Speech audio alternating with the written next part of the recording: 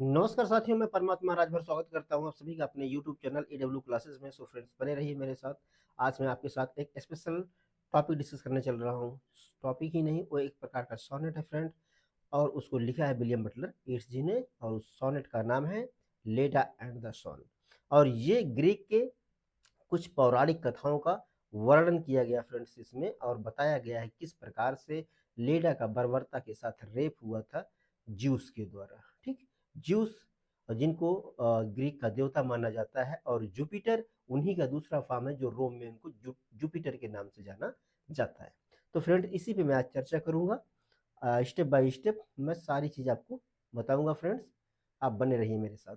हाँ फ्रेंड्स, ये चीज़ जरूर याद रखिएगा कि किसी भी राइटर के किसी वर्क को पढ़ने से पहले थोड़ा सा इसे थीम वगैरह को जानना जरूरी होता है। जैसे कि मैं इनके बहुत सारे वर्क को कवर कर चुका हूँ, और बहुत ज़्यादा मैं डीओबी वगैरह नहीं बता रहा हूँ यहाँ। केवल मैं यहाँ राइम स्कीम बताऊंगा, थीम बताऊंगा, और इसकी जो मोरल वैल्यूज है वो बताऊंगा। तो यहाँ देखिएगा फ्रेंड्स, क्या कह रहे हैं, थीम ऑफ द लेड of Leda and the Swan.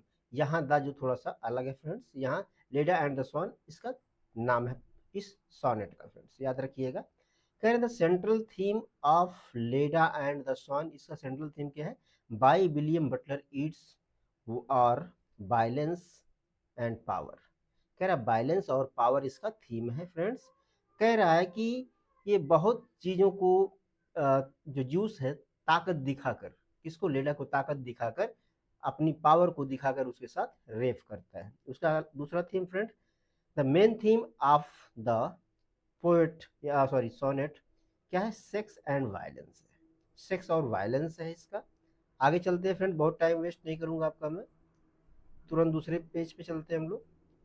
यहाँ पे नहीं रोकूंगा आपको मैं, चलिएगा फ्रेंड्स दूसरे पेज पे चलते हैं। हाँ, राइम स्कीम थोड़ा सा बताऊंगा आपको मैं। कह रहा है rhyme scheme of the poem, इस पोएम का राइम स्कीम क्या friend, the rhyme scheme of W.B. Yeats the Leda and the Swan is A B. पहले ए बी से राइम कर रहा है, ए बी से राइम कर रहा है, फिर सी डी से कर रहा है, सी डी, और ई एफ जी। ठीक friends, it follows the Petrarchan sonnet form. ये पेट्रार्कन सोनेट फॉर्म को क्या करता है, फॉलो करता है, उसका अनुसरण करता है, विद 14 लाइन्स, जिसमें 14 लाइन होती है, डिवाइडेड इनटू एन ऑक्टेव। एक ऑक्टेव होता है जो 8 लाइन का होता है, एंड अ सेस्टेट, और एक 6 लाइन का सेस्टेट होता है। The rhyme pattern is generally strict, इसका राइम पैटर्न बहुत स्ट्रिक्ट है, but include some slant rhyme to enhance its musicality. लेकिन कुछ ऐसे राइम का यूज किया गया है इसकी म्यूजिकलिटी को बढ़ाने के लिए। ठीक फ्रेंड, आशा करता हूँ समझ में आ रहा होगा आपके। चलिएगा मैं चलता हूं आपको लेकर टेक्स्ट पे। हाँ, टेक्स्ट पे आ गए फ्रेंड्स। यहाँ देखिएगा, यहाँ मैं बताऊंगा क्या, कि यहाँ एक लेडा है, स्त्री है, एंड द स्वान, और एक स्वान है। अब लेडा कौन है, लेडा एक दुनिया की खूबसूरत महिला है। खूबसूरत महिला मतलब ऐसा कोई नहीं है। तो जो जूस है स्वान का रूप धारण कर लिया है, इसका दिल इस पे आ गया, लेडा के ऊपर इसका दिल आ गया, स्वान का दिल आ गया था, जूस का दिल इस पे आ गया। जबकि लेडा शादीशुदा है, याद रखिए कि लेडा शादीशुदा है, इसकी एज अराउंड 23 ईयर है। ठीक है, तो ये लेडा है जो, वो किसी झील में, एक झील है वहां नग्न अवस्था में स्नान कर रही है। किसी झील में नग्न अवस्था में स्नान कर रही है, उसके तन पर कोई वस्त्र नहीं है, विदाउट क्लॉथेस है। तो वहां ये ज्यूस आता है और उस पर आक्रमण करता है। ठीक फ्रेंड्स, अच्छा ज्यूस स्वान का रूप क्यों लिया, ज्यूस स्वान का रूप इसलिए लिया क्योंकि अगर वो एक ह्यूमन बीइंग की तरह आता है या देवता की तरह आता है फ्रेंड्स, तो लोगों के बीच में उसकी बेइज्जती ज्यादा हो जाती। इसलिए उसने सोचा कि मैं एक पक्षी का रूप धारण कर लूंगा, तो लोगों का शक भी नहीं होगा कि मैंने क्या किया। जिस प्रकार से भगवान इंद्र जी ने क्या माता अहिल्या के साथ किया, कि उनके पति का रूप धारण करके, अर्थात गौतम ऋषि का रूप धारण करके आए, और अहिल्या जी के साथ फिजिकल रिलेशन बनाए, और उनके पति जब वापस आए तो उनको श्राप दे दिया, किसको, अहिल्या जी को, पत्थर बन गई। कुछ उसी प्रकार का यहाँ हो रहा है। तो आशा करता हूँ समझ में आ गया होगा कि लेडी है, जो काफी खूबसूरत है, दुनिया की सबसे सुंदर लेडीज यही है, कौन, लेडा। अच्छा, और स्वान क्या है, स्वान का दिल उस पे आ गया, अर्थात ज्यूस का दिल उस पे आ गया। अब लेडी जो है ये नहा रही है किसी सरोवर में, कह रहा सडन ब्लो, अचानक से हमला होता है, आवाज आती है फड़फड़ाहट की, अचानक से हमला हो जाता है। द ग्रेट विंग्स, मींस ताकतवर पंखों से, beating still above the staggering girl, उस डरी हुई भयभीत लड़की पर ये अपने ताकतवर पंखों से हमला कर देता है। ठीक है, हर थाइस केयर्स, उसके जांघों को पकड़ लेता है बाई द डार्क वेब, है ना, उसके गहरे और जालीदार पंजों से पकड़ लेता है। वेब का मतलब पंजा होता है फ्रेंड, जालीदार पंजे, जैसे आपने देखा होगा हंस वगैरह जो पंजे होते हैं वो जालीदार होते हैं, जिससे वो तैरते वगैरह। Her nape caught in his bill, और जो नेप का मतलब गर्दन होता है फ्रेंड्स, जो उसका गर्दन है उसको पकड़ लेता है अपने चोंच से, उसका पिछला हिस्सा, गर्दन का पिछला हिस्सा अपने चोंच से पकड़ लेता है। कौन? ज्यूस, अर्थात जो स्वान का रूप धारण किया है। ही होल्ड्स हर helpless breast upon his breast, इसका मतलब क्या हो जाएगा, वह उसके असहाय ब्रेस्ट अर्थात स्तन को पकड़ता है, पकड़ लेता है, क्योंकि वो नग्न अवस्था में होती है, अपॉन हिज ब्रेस्ट, और उसको अपने सीने से लगा लेता है, उसके, है ना, विदाउट कपड़े वाली स्त्री को पकड़कर अपने सीने से लगा लेता है। अच्छा जी, और उसके बॉडी पार्ट्स को, उसके जांघों को अपने पंजों से क्या है, एक प्रेम पूर्वक स्पर्श करता, सहलाता है उसको, जिससे लेडा के अंदर भी फिजिकल रिलेशन की डिजायर्स जागृत हो जाते हैं, और वो आग, कामुकता की आग की अग्नि में जल उठती है। ठीक, उसकी भी इच्छाएं फिजिकल रिलेशन के लिए बढ़ जाती हैं। अच्छा जी, आगे चलते हैं फ्रेंड्स।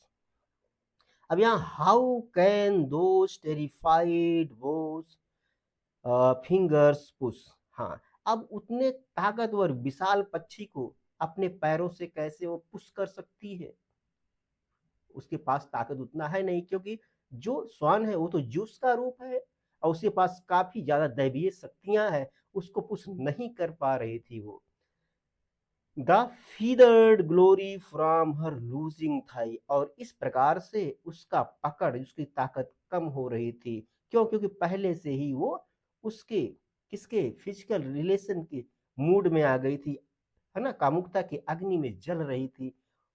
तो इसके अंदर एक क्वेश्चन आ रहा था, प्रश्न आ रहा था, देखिए मार्क ऑफ इंट्रोगेशन लगा हुआ है, कि ऐसा क्वेश्चन आ रहा था कि मैं इस सेक्सुअल एक्टिविटी में इसके साथ इसका पार्ट बनूं, हिस्सा बनूं या ना बनूं। फिर भी कर भी क्या सकती थी, क्योंकि ये ताकतवर व्यक्ति के या ताकतवर पक्षी के आलिंगन में थी, उसकी कैद में थी ये। अच्छा जी, आगे चलते हैं फ्रेंड्स। कह रहा है and how can body laid in that white rush, और जब इसकी ताकत खत्म हो गई तो इसने अपने आप को क्या किया, उस सफेद फीदर में, पंख में अपने आप को छोड़ दिया। क्यों? क्योंकि जो हंस था, जो स्वान था, अपने ताकतवर भुजाओं से उसका आलिंगन किया हुआ था, अर्थात तो उसे कैद में थी, उसे अपने सीने से लगाया हुआ था और फिजिकल एक्टिविटी कर रहा था, अर्थात फिजिकल रिलेशन बना रहा था। But feel the strange heart beating where it lies, लेकिन जब वह उसके सीने से लगी हुई थी तो उस श्वान के हृदय की धड़कन को फील कर रही थी, महसूस कर रही थी। ठीक, क्यों? क्योंकि अब उसके पास कोई चारा नहीं था, उससे बचने का कोई चारा नहीं था, और वो भी क्या, फिजिकल रिलेशन, फिजिकल डिजायर्स के मूड में बहुत ज्यादा हो गई थी, उसकी इच्छाएं बढ़ गई थी, कि अब वह इसे इतना ज्यादा उसके अंदर इसका प्रभाव आ गया था कि उसे छोड़ नहीं सकती थी, उसे ढकेल नहीं सकती थी। आशा करता हूँ फ्रेंड इतना समझ में आया होगा, मैं बहुत डिटेल से बताया हूँ आपको। अच्छा जी, आगे चलते हैं फ्रेंड्स। हाँ, यहाँ देखिएगा क्या कह रहा है, एब्स्ट्रैक्ट, मैंने कभी कभी यार देखा है ऐसा, कुछ कुछ सोनेट में पहले तो कुछ लिखा जाता है ना, पहले कुछ क्वेश्चंस पूछे जाते हैं, बाद में आंसर दिया जाता है। लेकिन यहाँ क्या हो रहा है कि राइट एंड कंफ्यूजन में, कि पहले भी क्वेश्चंस पूछ रहे हैं, फिर बाद में क्वेश्चन पूछ रहे हैं। सिस्टेट में भी है, ऑक्टेव में क्वेश्चन है, देखिए यहाँ भी है, पीछे भी था। चलिएगा, इसमें क्या हो रहा है फ्रेंड्स, लाइट कट गई थी मेरी, और मैं फिर से लाइट आई तो मैं फिर आ गया हूँ। क्योंकि इन्वर्टर भी धोखा दे दिया था फ्रेंड्स। हाँ, तो यहाँ मैं बताता हूँ आपको,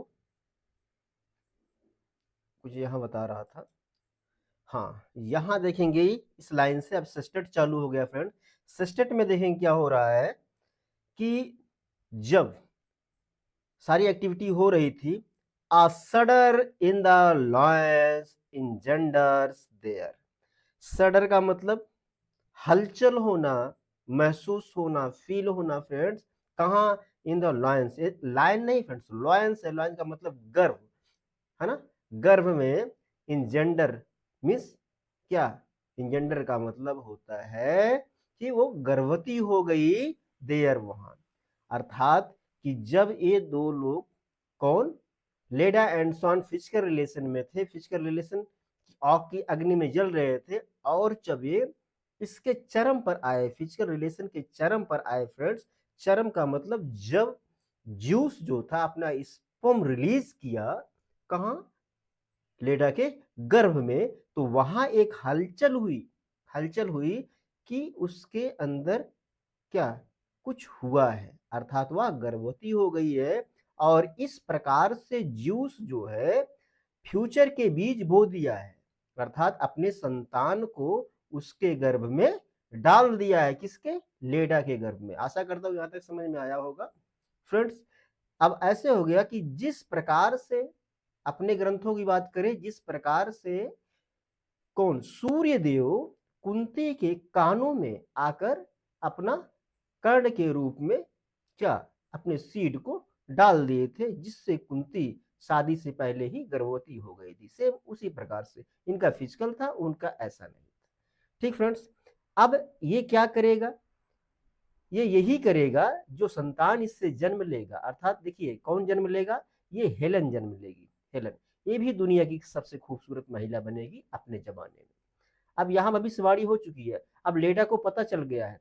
कैसे पता चला? या तो भविष्यवाणी हुई होगी, या तो उसके हृदय से जब लगी थी, किसके? ज्यूस के, उसके हृदय गति से उसे जानकारी प्राप्त हो गया था। अब ये औलाद क्या करेगी? औलाद डिस्ट्रॉय का कारण बनेगी। कारण किसकी डिस्ट्रॉय के? ट्रॉय के डिस्ट्रॉय के कारण बनेगी। अब फ्रेंड यहाँ एक लाइन और पढ़ता हूं। द ब्रोकन वॉल, दीवारें टूट जाएंगी। जब हेलन का समय आएगा दीवारें टूट जाएंगी। The buildings roof and tower, जो बिल्डिंग है ना, burning roof, sorry burning roof and towers, ये जो टावर से बड़े बड़े घर है, मकान है, मैंसन हवेलियां हैं, उनकी छत जलना शुरू हो जाएंगी। एंड एगामेम्नन डेड, और एगामेम्नन मर जाएगा, मार दिया जाएगा। ये भविष्यवाणी पहले हो गई थी, पहले जानकारी मिल गई थी। अब ऐसे कैसे हुआ कि जैसे देखिएगा कि जब कर्ण जी का जन्म हुआ तो वह पहले से भविष्यवाणी बन हो गई थी कि ये जाके महाभारत के युद्ध में भाग लेगा एक शूद्र पुत्र के रूप में, शूद्र पुत्र के रूप में। अच्छा जी, तो यहाँ क्या हुआ? तो जब हेलन का जन्म हुआ फ्रेंड्स, है ना, ऐसा माना जाता है हेलन का जन्म अंडों से हुआ था, क्योंकि जब जूस फिजिकल रिलेशन बनाया था लेडा के साथ, तो जूस क्या था? एक पक्षी का रूप धारण किया था, और लेडा क्या थी? एक स्त्री थी। तो ऐसा संभव नहीं था, इसलिए ऐसा दर्शाया गया है कि लेडा ने बच्चे को ना जन्म देकर एक अंडे दिए थे, जिससे लेडा, सॉरी, हेलन का जन्म हुआ। ठीक है, जब हेलन बड़ी हो गई, बड़ी होने के पश्चात जब उसकी शादी हो गई, उसकी शादी किससे हुआ था फ्रेंड? याद रखिएगा, उसकी शादी हुई थी इससे, मेनेलस से। मेनेलस से उसकी शादी हो गई थी। मेनेलस कौन था? हस्बैंड, नीचे आइएगा जो हरे में लिखा हुआ है देखिए, husband of Helen and king of क्या? स्पार्टा। स्पार्टा का राजा था और हेलन का पति था। कौन? मेनेलस। अब क्या हुआ? आगे चलते हैं। तो एगामेम्नन का डेथ कैसे हुआ इसमें? एगामेम्नन कौन था? ये किंग ऑफ म्यूसेना का राजा था एंड बिग ब्रदर ऑफ मेनेलस। मेनेलस का अर्थात इसका बड़ा भाई था, है ना। मेनेलस जो था बड़ा भाई था, अर्थात हेलेन का जेठ था, वो जेठ लगेगा रिश्ते में। तो जब कौन? प्रिंस ऑफ ट्रॉय, ट्रॉय एक बहुत बड़ी कंट्री थी, क्षेत्र था, एरिया था, शहर था। वहां का एक राजकुमार था, उसका नाम था पेरिस। पेरिस स्थान मत समझिए, पेरिस नाम का एक राजकुमार था, जो किसको, हेलन को उसके मर्जी के खिलाफ उठा ले गया, भगा ले गया या अपहरण कर ले गया। कहाँ ले गया था? ट्रॉय में ले गया था। अब ये ट्रॉय ले गया तो ट्रॉय में क्या हुआ, इसको बचाने के लिए, है ना, हेलेन को वापस लाने के लिए एगामेमनन क्या करता है, यहाँ स्पार्टा की सेना की मदद लेता है, स्पार्टा की सेना की मदद लेता है और ट्रॉय पर हमला कर देता है। यहाँ तक समझ में आया होगा। ट्रॉय डिस्ट्रॉय हो जाता है, जो ट्रॉय है वो टोटली डिस्ट्रॉय हो जाता है। तो उसके बाद क्या हुआ कि जब एगामेमनन युद्ध जीतकर वापस आ रहा था तो उनकी पत्नी थी कौन? क्लिटेमनेस्ट्रा। क्लिटेमनेस्ट्रा थी उनकी पत्नी, वाइफ ऑफ एगामेमनन। एगामेमनन की पत्नी थी क्लाइटेमनेस्ट्रा। अब जब रास्ते में आ रही थी तो ये क्लाइटेमनेस्ट्रा क्या करती है, बीच में ही अपने बॉयफ्रेंड से मिलकर एगामेमनन की हत्या करवा देती है। इसकी हत्या हो गई। अच्छा जी। और जब इसके पुत्र अर्थात ओरेस्टस को पता चला कि मेरे पिताजी की हत्या हो गई है, करवाया किसने है? क्लाइटेमनेस्ट्रा ने करवाया है। तो ये व्यक्ति ओरेस्टस जो आता है सीधे क्लाइटेमनेस्ट्रा की हत्या कर, अर्थात अपनी माँ की हत्या कर देता है ना, अपनी माँ और एगामेमनन की पत्नी की हत्या कर देता है। यही कारण था, यही एक प्रकार है जिससे ट्रॉय डिस्ट्रॉय हुआ था और हेलन के कारण ही ट्रोजन वार शुरू हुआ था, याद रखिएगा। तो थोड़ा लंबा बताना पड़ता है फ्रेंड, जल्दी जल्दी बताऊंगा, समझ में नहीं आएगा तो कोई मतलब नहीं है पढ़ने से, आपको लाइन बाई लाइन पढ़ने से। आगे देखते हैं, यहां तक समझ में आ गया होगा।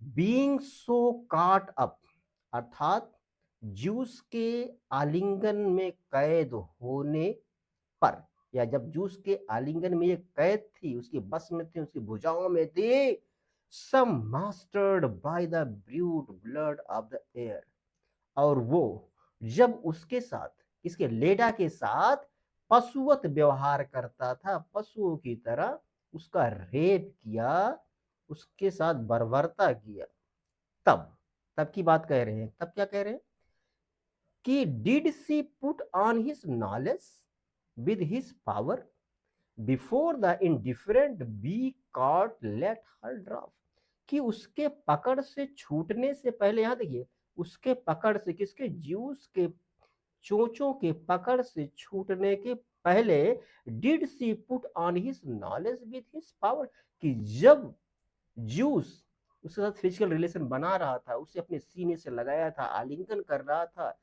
नग्न अवस्था में, तो क्या जब ज्यूस का स्पर्म लेडा एडाप्ट कर रही थी, क्या उस समय ज्यूस के कुछ नॉलेज और पावर को भी एडाप्ट किया था उसने?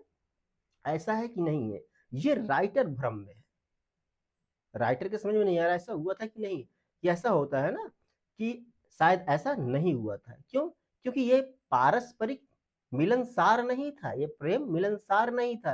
पहली बात तो जबरदस्ती, दूसरी बात क्या थी कि एक पक्षी और एक स्त्री, इससे कभी मेल नहीं हो सकता। ये अपने स्पर्म्स एक दूसरे को, है ना, या एक दूसरा इनका स्पर्म अडॉप्ट नहीं कर सकता, साइंटिफिक रीजन माना जाए। लेकिन ये पौराणिक कथाएं फ्रेंड्स, हो सकता है जो भी हो, मैंने आपको स्टेप बाय स्टेप बता दिया। आशा करता हूं समझ में आया होगा। कि क्योंकि ये एक ऐसी चीज को बताते हैं फ्रेंड्स, ये जो विलियम बटलर ईट्स जी हैं, वहां क्या, इसको क्यों लिखते हैं, इस पोएट्री को कैसे लिखा इन्होंने, ये एक माइकल एंजेलो नाम का एक पेंटर था। कौन था? माइकल एंजेलो नाम का पेंटर था, जिसने पेंटिंग बनाई थी। और इस पेंटिंग में, जैसे मैं दिखा रहा हूं, यहाँ देखिएगा, जैसे मैं ये दिखा रहा हूं, ये पेंटिंग वहां छपी हुई थी।